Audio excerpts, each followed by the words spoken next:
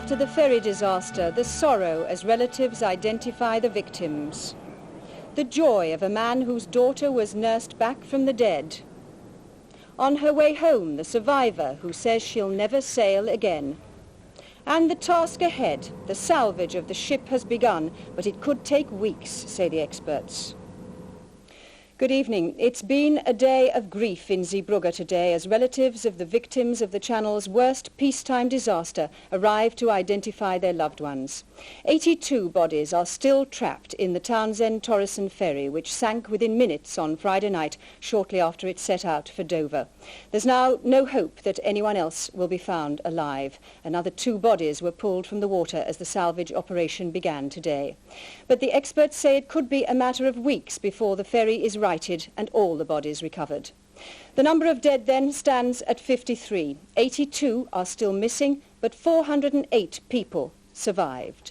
In churches across Britain and Belgium, prayers have been offered today for those who perished. Our first report is from Kate Adey, who attended one such ceremony in Bruges Cathedral.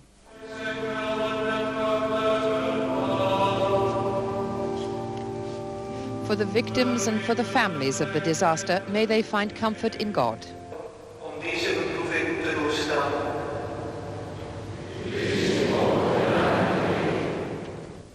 The special prayers in Bruges Cathedral this afternoon as the Belgians try to cope with the disaster and to help. I think we are ready to do all we think we can do or what is asked to us. We try to do it. But it's very hard. I have the impression that the help nowadays is not help on the material front, but on the psychological, to help to bear all the pain and the cruelty that people has to bear. But it's still not exactly clear who will have to share in the grief. These lists contain the names of those thought to be on board. Dat betreft de naam Williams Lee. Belgian radio hams have been linking up the various centres and organisations dealing with survivors. Names are still coming in from Britain. The immense and difficult task of identification has been going on all day. A steady stream of people, some survivors, some just arrived from Britain, have been to the town hall. Some could identify clothing and belongings. With so many people still missing, it has not been easy to confirm news or to reassure those who are desperate about their families and friends. A large number of service personnel are known to have been on the ferry, travelling from bases in Germany. Our most difficult and harrowing task yesterday, since we began to set up our incident centres and so on, and meet people, has just been listening to the folk pour out the story and deal with this desperate business of uncertainty and the patience that people need. How many service personnel are involved? No. We don't know. That's the honest answer. We really don't know. Some of the uncertainty turned to grief as dozens of people were brought to the makeshift morgue. Over 50 bodies lie here. Many more than that number have still not been found. Today, there were a lot of people whose worst fears were confirmed. Most of the town shares in the atmosphere of distress, but as happens, that atmosphere was invaded by thousands of sightseers, pouring into Zeebrugge towards the harbour, scrambling for a sight of the half-drowned ship. The sightseers were gone after a few hours, while much work goes on in Zeebrugge. Most of the survivors who can travel are on their way home tonight. Those with more serious injuries remain in hospitals in and around Zeebrugge. They include a young girl called Nicola Simpson, whose heart stopped beating after she'd been rescued from the freezing water. But to her father's joy, she was revived. From a hospital in Bruges, Triona Holden reports.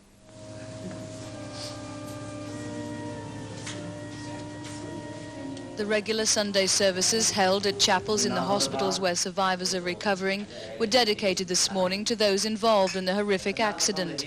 Prayers were offered up for the victims. Prayers for the seriously ill. Prayers for the suffering relatives like Tony Simpson. His life was shattered in a matter of moments. His daughter's fighting for her life. His wife Patricia, a nurse, is missing. Earlier today, he joined the grim gathering of relatives at a makeshift mortuary, looking for her body. He didn't find her among the dead, so like many others, he faces the same gruesome procedure when more bodies are found. Tony's anxious vigil over his daughter is at the St. Jan Hospital, where 14-year-old Nicola is very ill. She had a heart attack and her heart stopped for a while. They seem to be doing a very good job here. They seem to have all the specialist equipment, and they really seem to know what they're doing anyway. She's going to pull through? Well, I think there must be a good chance of it anyway. I think there are a few complications, but hopefully she should. She seems to be fighting well. I'm sure if she's managed to get this far, I mean, the worst of it's over. There's no reason why she should stop fighting and give up now. Only yards away, the captain of the ferry lay seriously ill, too ill to be told the full extent of the tragedy. His state of mind is also very poor. According to the senior nursing officer, he suffered medical shock, not emotional shock, medical shock, and it will be about 3 weeks before he is in a condition to face ordinary questioning. Mr. Bridge said that so far Captain Lurie hasn't spoken to him about what happened in the accident. In his words, for the time being, it's a hand-holding exercise, trying to comfort the captain and support him as he tries to recover from his ordeal. Another survivor who's in the hospital, Teresa Gander, says she's grateful to be alive. Now she just wants to get home. How do you actually feel today, then? I feel much better today, and I'm in a bit of pain, but I'd never go on a boat again. Never. It's really put me off going on the boat for life. It's not surprising. No, when I go home, I'm going by plane. Tonight at Ostend Airport, Teresa got her wish. Townsend Torreson arranged for her and other survivors to travel home. Despite still suffering from the injuries they received just 48 hours ago, they were relieved to be leaving it all behind them. As she was helped up the steps of the plane, Teresa smiled, glad to be on her way home at last. And a short time ago, about 50 more survivors arrived back at Gatwick Airport, 48 hours after their ordeal began. Among them were several small children wrapped in blankets.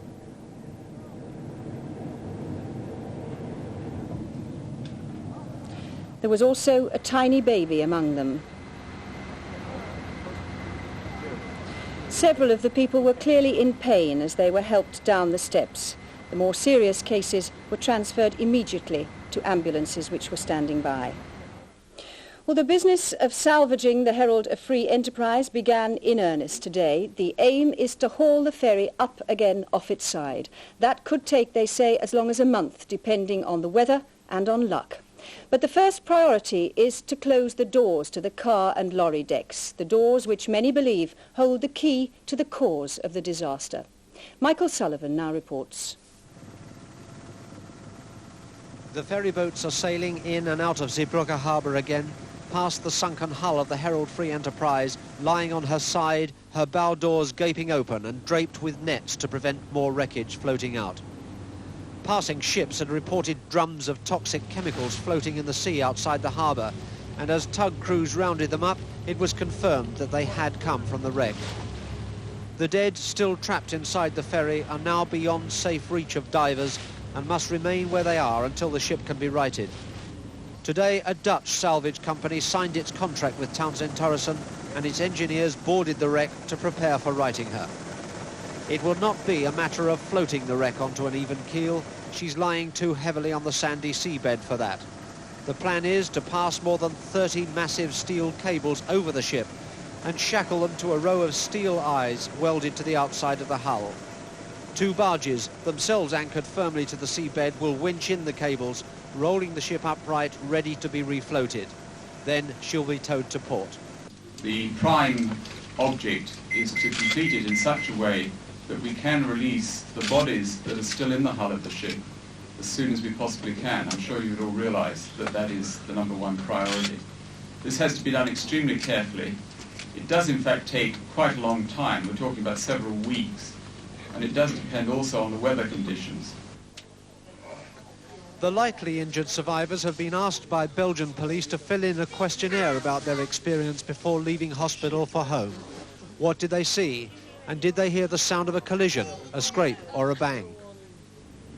The sudden swamping of a ship of this size points directly at the fact that as a roll-on, roll-off car ferry, she's fitted with massive doors in her bows, which must of course be closed and tightly sealed when she's well underway.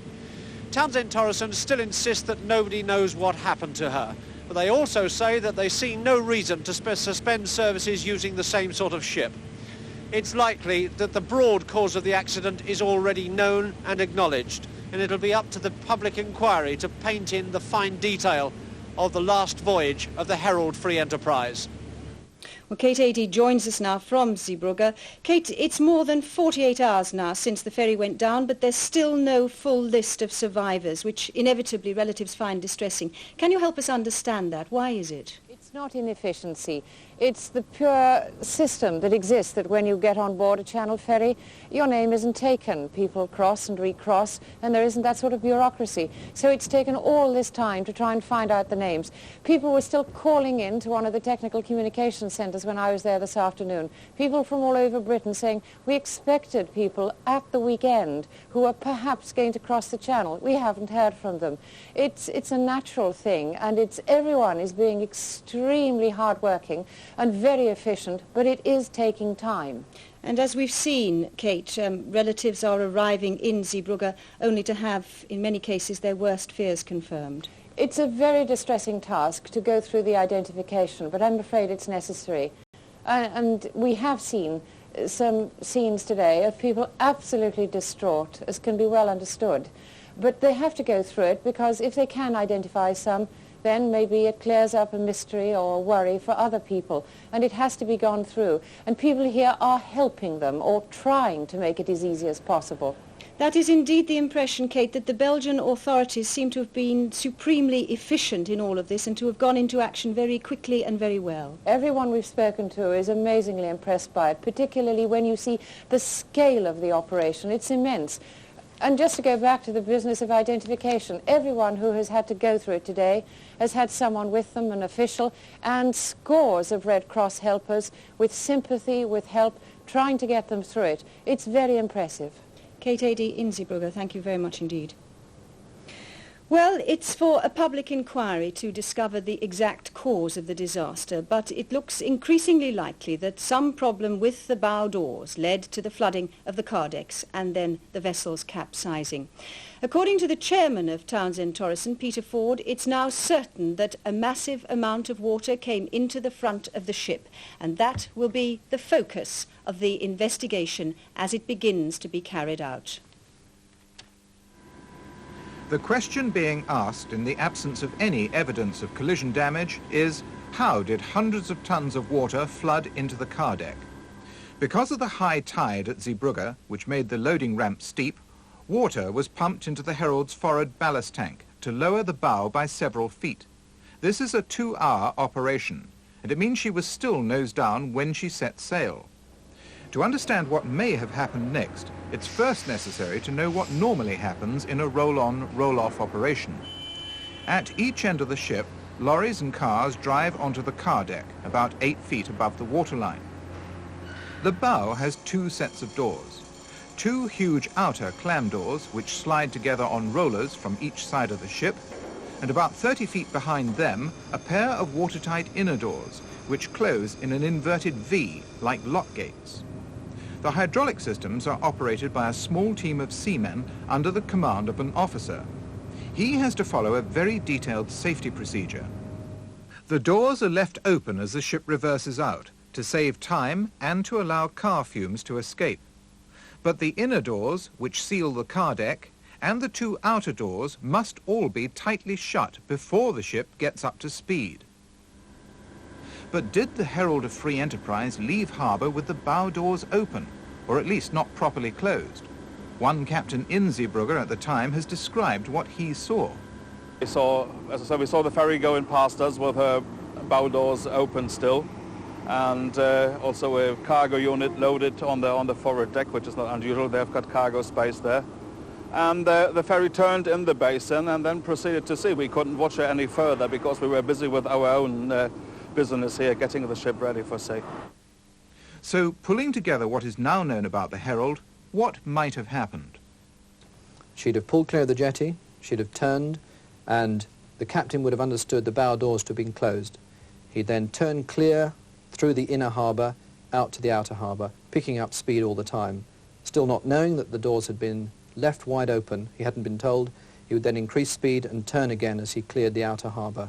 At that point, he would increase speed to the critical speed at which water would bubble over that bow section into the car deck. All this is speculation. Until the Herald is righted and refloated, no one can completely rule out the possibility the ship was holed as the result of a collision. But the combination of some problem with the doors and a failure of communications between the car deck and the bridge may explain how this tragedy happened.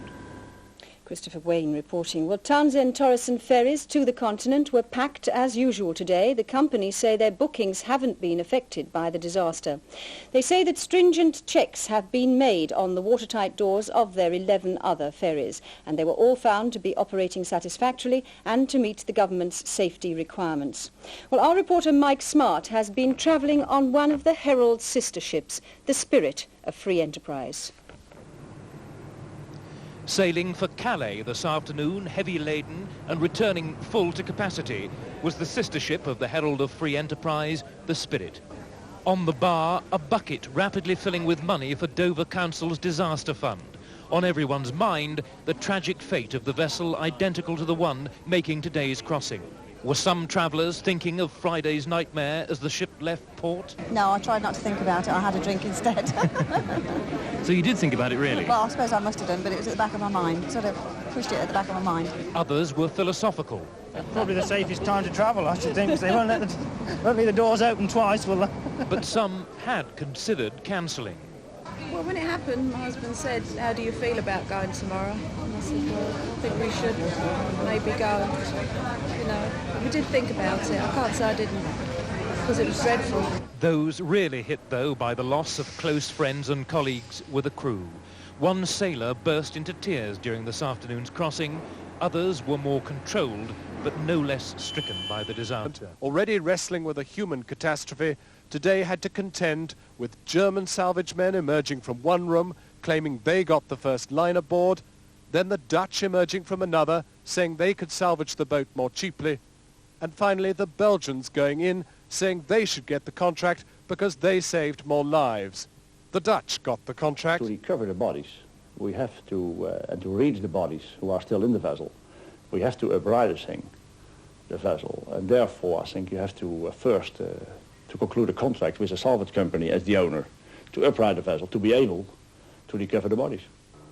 As to why the ship capsized 1 minute after passing through this, the harbour entrance, several points have been clarified today. The Port Authority inspection shows she did not strike any part of the harbour wall. At a news conference, the company claimed there is nothing wrong with their ships, nothing wrong with their working practices. This accident centred only on how this ship was handled. That is absolutely the question, and we are quite confident that the inquiries being carried out on both sides will establish this beyond doubt. I'm sure that will happen. Tonight, for the first time, a sister ship left harbour at the precise time the doomed ship left. Human error in balancing the ship's heavy cargo is at the centre of the inquest, and now divers are reported as saying that the wrecked ship out beyond tonight's sailing was locked in reverse, as if the captain tried desperately to make an emergency stop as he left the harbour entrance. John Snow, ITN, Zeebrugge. Cross-channel ferries of the same design as the Herald, like this one, her sister ship, are well able to use the port of Zeebrugge, but they do have to be handled with greater care. Unlike other channel ports, Zeebrugge has an extremely low car ramp, forcing some ferry captains to put their ships through a complex operation before all car decks can be discharged. Last Friday night, there was a very high tide, nearly 4 metres. In order to unload vehicles from her upper deck, the Herald would pump ballast into a forward tank to lower the bows and make the car ramp accessible, reloading the same way. On departure, the ship would take 5 or 6 minutes to reverse before turning around. 11 minutes or so after slipping her berth, the Herald would begin to head through the harbour mouth, arriving at the point of disaster in another 8 or 9 minutes. The trimming process of blowing out the ballast to even the keel takes about 30 minutes, and at this point it may not have even begun. It seems tonight that the Herald sailed at about 15 knots with her bows down and the doors wide open, an invitation for water to cascade onto the lower decks. So far there's no explanation as to why those watertight doors were not shut. This picture of the captain was taken just before the ferry sailed. Could he have seen the open doors from the bridge? Yes, he can see that they're closed, but he unless he's told personally, he wouldn't know whether in fact they're locked in position. That's the thing. There's no device to tell him on the bridge that they are in fact locked in position, no fancy lights or what have you.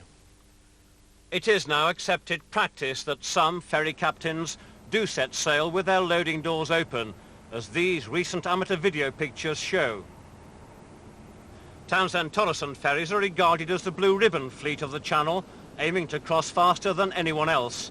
As the ferry companies fight for speed and economic efficiency, officers and captains in particular find themselves under increased pressure.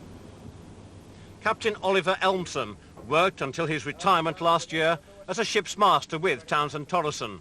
He was with the company for 20 years and knows only too well the burdens that can be placed on officers by owners.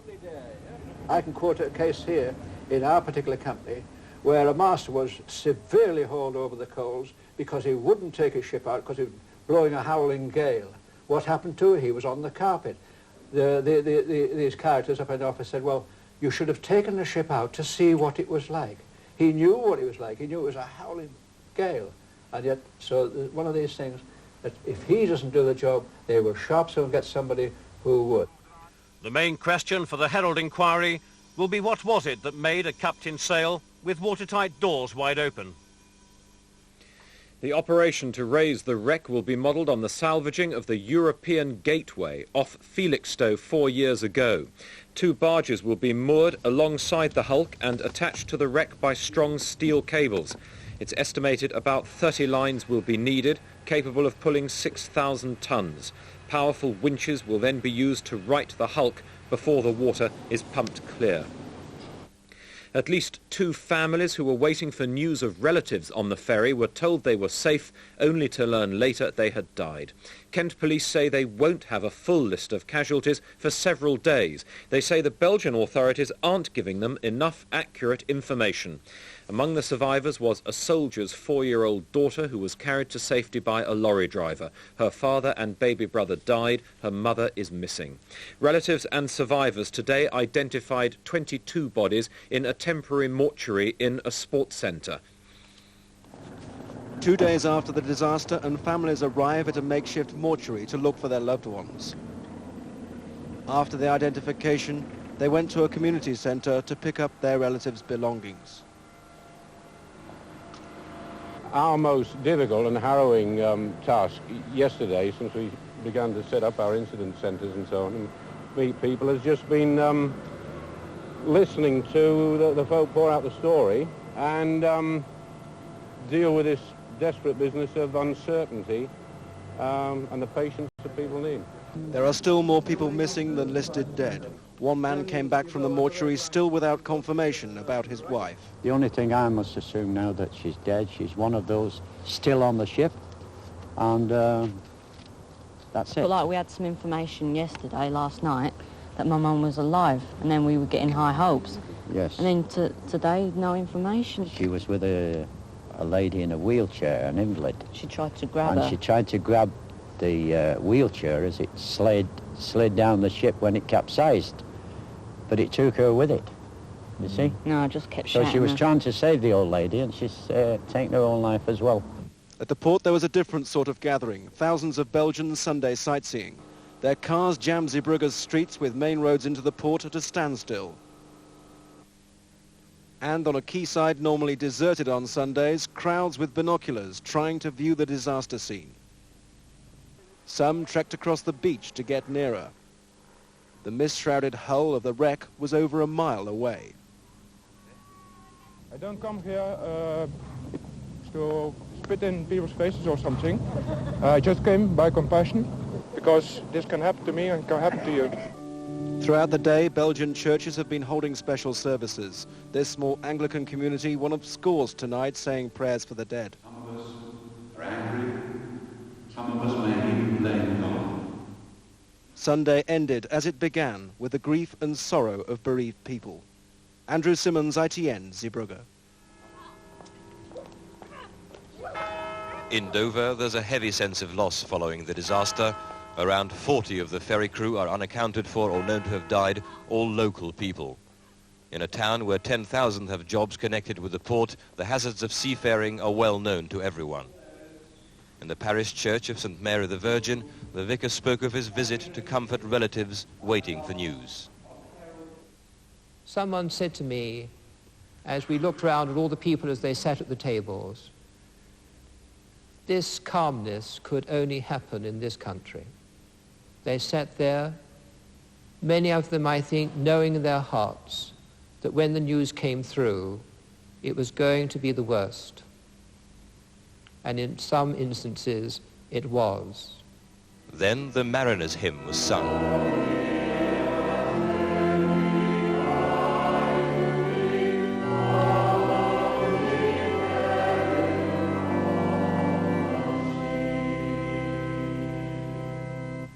At about the same time, 15 miles away in Canterbury Cathedral, morning service was halted for a minute's silence for the victims of the disaster.